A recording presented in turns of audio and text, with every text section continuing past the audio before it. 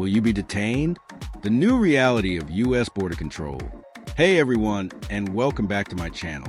In today's video, we're diving into a concerning trend that could have major implications for the United States.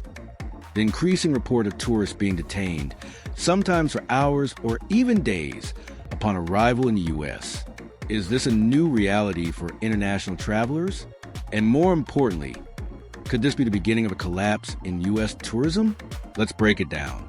Over the past few months, we've seen a growing number of stories circulating online and even in mainstream news about tourists from various countries facing unexpected and lengthy detentions at U.S. airports.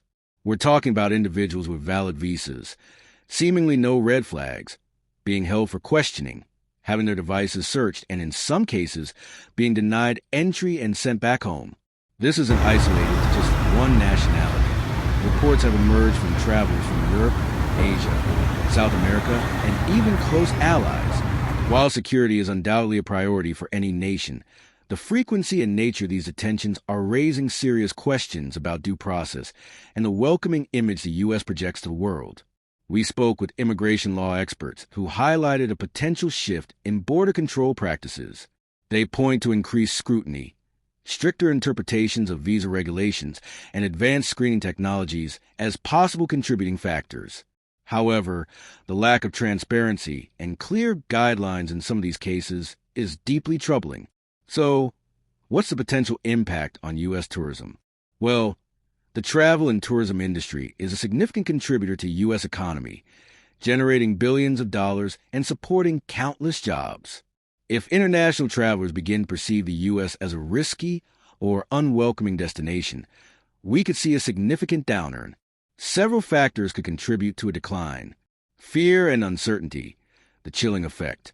The psychological impact of the possibility of arbitrary detention cannot be overstated. Travel, for many, is about relaxation, exploration, and positive experiences. The thought of arriving in a new country only to be subjected to hours of questioning, having personal belongings searched without clear justification, or even being denied entry and sent back home is a significant deterrent. Impact on planning. Potential tourists might opt for destinations perceived as more welcoming and less prone to such incidents.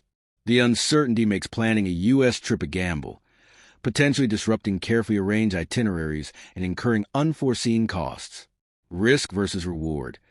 Travelers weigh the perceived benefits of visiting the U.S. against the potential risks and hassles at the border. If the risk of a negative entry experience outweighs the allure of the destination, they will likely choose alternative locations. Damage to spontaneity. The fear of complications at the border could discourage spontaneous travel to U.S., impacting last-minute bookings and the overall dynamism of the tourism sector. Negative word of mouth. The power of shared experiences. In the digital age, personal experiences, both positive and negative, spread like wildfire. Social media platforms and online travel communities have become powerful sources of information and influence for prospective travelers. Amplification of negative stories.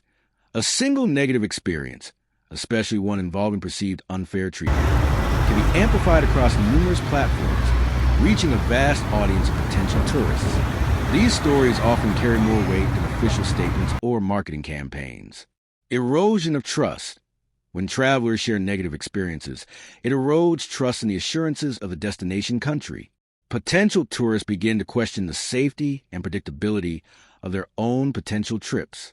Creation of online warning communities.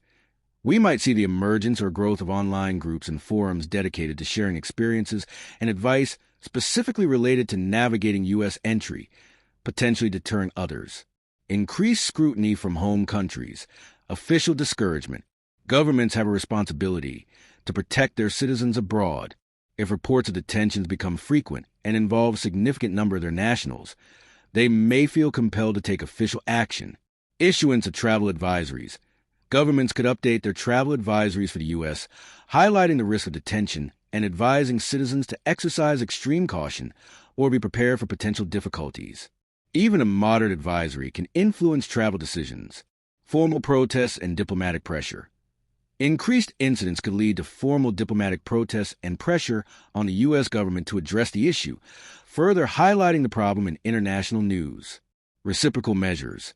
In a worst-case scenario, countries might consider implementing reciprocal measures for U.S. citizens traveling to their nations, although this is less likely but still a potential consequence of sustained pattern of negative treatment.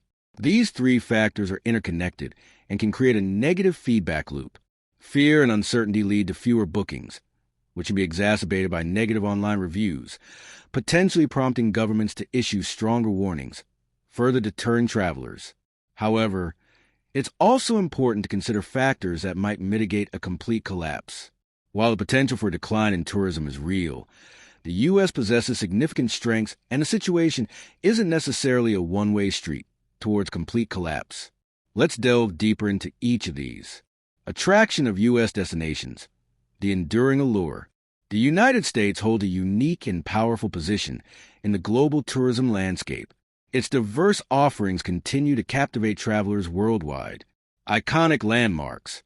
From the Statue of Liberty and the Golden Gate Bridge to the Grand Canyon and Niagara Falls, the U.S. boasts instantly recognizable and highly desired landmarks that feature on countless bucket lists. Point 1.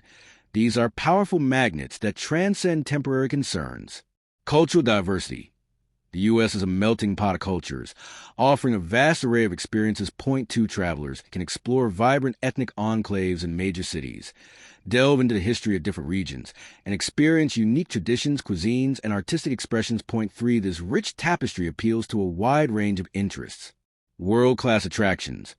Beyond natural wonders and historical sites, the U.S. offers unparalleled entertainment, including theme parks, renowned museums, Broadway shows, and major sporting events. These attractions draw millions annually and hold significant appeal for families and specific interest groups. Geographic variety. The sheer size and diverse geography of the U.S. offers something for everyone, from stunning coastlines and majestic mountains to vast deserts and vibrant cities. Point 4. This variety allows for diverse travel experiences within a single country. American dream appeal.